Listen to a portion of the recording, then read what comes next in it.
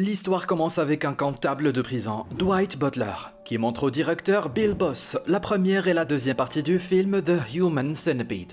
Ce qu'il voit n'impressionne pas le patron, qui considère ces films comme des déchets sans intérêt. Il insulte Dwight et se tourne immédiatement vers sa secrétaire Daisy, qui tente de maintenir la conversation. Le patron brutalise régulièrement Daisy et fait en sorte qu'elle lui obéisse. Un peu plus tard, le patron est appelé dans l'une des cellules pour s'occuper du délinquant. Dwight suit le directeur et lui dit que, par rapport aux autres prisons américaines, la leur a le taux de renouvellement de prisonniers, la violence et les coûts médicaux les plus élevés. Ils doivent changer la situation au plus vite, sinon le gouverneur les limogera. Mais le patron ne veut rien entendre. Alors que le patron traverse le couloir, tous les prisonniers le maudissent et lui souhaitent une mort douloureuse. Le patron s'arrête devant l'une des cellules. Le skinhead, qui est enfermé, le menace violemment. Le patron retient le numéro du prisonnier et promet de s'occuper de lui plus tard. Il arrive vers le prisonnier noir qui a battu le garde. En apprenant que le prisonnier est droitier, le patron lui casse brutalement la main droite. Dwight demande au patron de ne pas s'emporter afin de ne pas augmenter les frais médicaux. Le patron et Dwight retournent à leur bureau. Le chef mesure sa pression et s'affole car elle est trop élevée. Dwight propose de discuter à nouveau des moyens de réduire les coûts de la prison. Il a trouvé une solution ingénieuse à tous les problèmes. Mais le patron ne lui permet pas de parler. Le patron considère que le système carcéral actuel est trop indulgent. Il considère l'Inquisition comme le modèle idéal de la justice.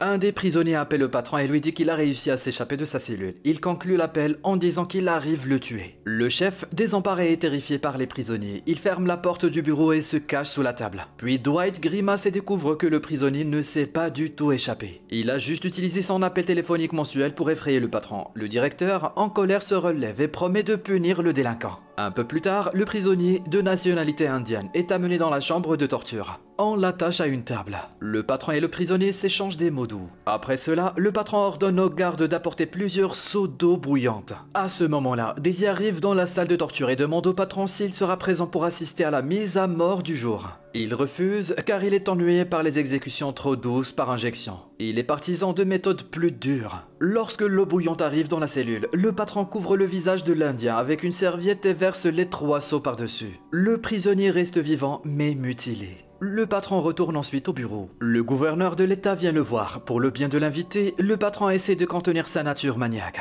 Comme Dwight l'avait prédit, le gouverneur est mécontent des finances de la prison. De plus, il condamne les méthodes utilisées par le patron, car cela entache sa campagne électorale. Le gouverneur promet de revenir dans 2 semaines et de renvoyer le patron et Dwight si les choses ne changent pas pour le mieux dans la prison. Quand il s'en va, le patron devient totalement hystérique. Il ne va rien améliorer. Il a déjà une idée en tête, castrer tous les prisonniers. Malgré les protestations de Dwight, le patron ordonne que les prisonniers soient rassemblés dans la cour et fait un discours sanguinaire à leur égard. Il promet de castrer tout le monde et décide de commencer par le skinhead qu'il a récemment insulté. Le skinhead est immédiatement emmené dans une cellule séparée. Le patron prépare le couteau et procède lui-même à la castration. Après cela, il demande à Dwight d'apporter les parties génitales coupées au cuisinier pour les manger un peu plus tard. Le patron retourne au bureau et demande à Daisy de lui faire une fellation en présence de Dwight. La secrétaire n'ose pas dire non au patron car un jour, il fera libérer son père de prison. Pour le déjeuner, le chef se voit servir les organes sexuels cuits du prisonnier. Le patron prie avant le repas et mange le plat avec appétit. Après avoir mangé, le chef se rend dans l'infirmerie de la prison. L'Indien au visage brûlé s'est déjà remis, mais les médecins font en sorte que ses blessures ne se guérissent pas. Le patron admire les blessures de ses victimes. Il casse maintenant le bras du prisonnier noir qu'il avait déjà estropié plus tôt.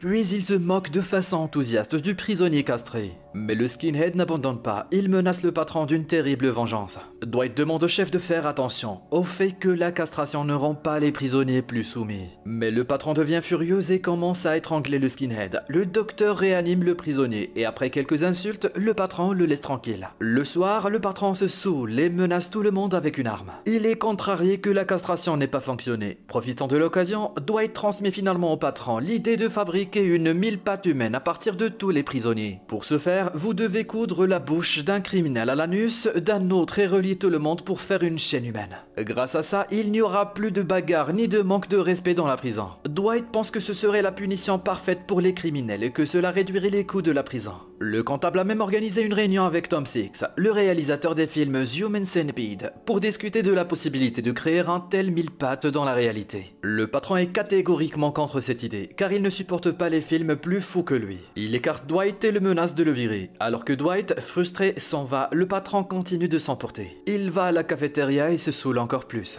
Il y est trouvé par une bande de prisonniers. Le patron, effrayé, s'agenouille et tente de se justifier pour toutes ces atrocités. Il assure qu'il ne faisait que suivre les ordres des dirigeants, mais qu'en fait, il ne voulait faire de mal à personne. Le patron se plaint de sa mauvaise santé, mais la bande reste indifférente à ce qu'il dit. Il s'empare du tourmenteur détesté et le menace de cruelles représailles. Le skinhead blesse le patron et le viole dans sa blessure sous les hurlements de la bande déchaînée. Soudain, le patron reprend ses esprits et se rend compte que ce n'était qu'une hallucination. Tom Six arrive à la prison le jour suivant. Dwight appelle le patron à s'asseoir calmement et à écouter le plan de création du mille pattes humain. Le médecin-chef de la prison participe également à la réunion. Tom Six assure qu'il est possible de créer un mille pattes dans la vie réelle, car pendant le tournage de ses films, il a consulté des chirurgiens. Le médecin de la prison ne voit également aucun obstacle à la création d'un mille pattes. Il explique que les prisonniers se nourriront des excréments des autres et que les vitamines et minéraux nécessaires pourront être obtenus par injection. Après ces mots, le patron est imprégné de l'idée de créer un mille pattes.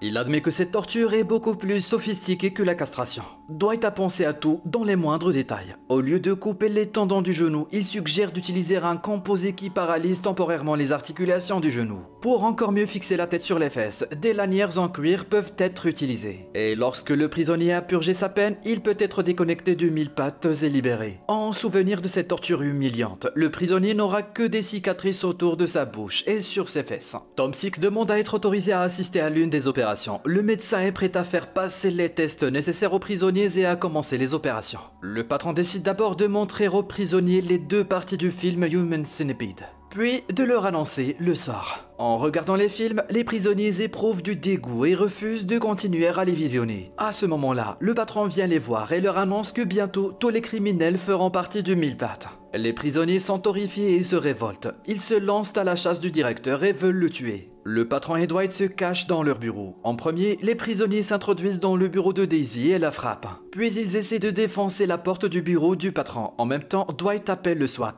Et le patron saute par la fenêtre. Les forces spéciales s'occupent des prisonniers et maîtrisent les meutes. Les criminels sont emmenés dans leur cellule. Et le patron prend un fusil tranquillisant et endort méthodiquement chacun d'entre eux. Ensuite, les prisonniers inconscients sont emmenés à l'infirmerie. Le chef apprécie fortement ce qui se passe. Le médecin informe que les opérations ont déjà commencé et demande au patron de décider du sort des prisonniers qui ont des problèmes de santé. Le chef ordonne donc que la bouche du skinhead castré soit cousue à l'anus d'un prisonnier souffrant de diarrhées incessantes. Un autre prisonnier a une stomie intestinale qui l'empêchera de faire partie du mille pattes. Ne cherchant pas à le comprendre, le patron s'en débarrasse. Juste après, le patron et Dwight rendent visite à Daisy, qui est toujours inconsciente. Le patron est excité en voyant la fille battue au sol. Il en profite donc pour faire l'amour avec elle. Le patron et Dwight retournent à leur bureau. Ils observent les dernières opérations à travers des jumelles et simulent une réunion avec le gouverneur. Pour l'exercice, Dwight joue le rôle du patron et le patron joue le rôle du gouverneur. Les hommes jouent un sketch dans lequel le gouverneur déclare prétendument que pour la création d'un mille pattes humain, le patron est destiné à une place dans le hall de la gloire avec Neil Armstrong et Mohamed Ali. Le patron est également honoré de tous les prix d'État. Dwight essaie de lui rappeler que c'est lui qui a eu l'idée, mais le patron se laisse trop emporter par son génie. À ce moment-là, Tom Six arrive à la prison. Il est impatient de voir l'opération en vrai. Sur le chemin de l'infirmerie, le patron, Six et Dwight passent devant la cellule d'un coprophile, qui est déjà en train de manger ses propres excréments. Le patron tue le prisonnier parce qu'il veut que personne ne se sente bien dans le mille pattes.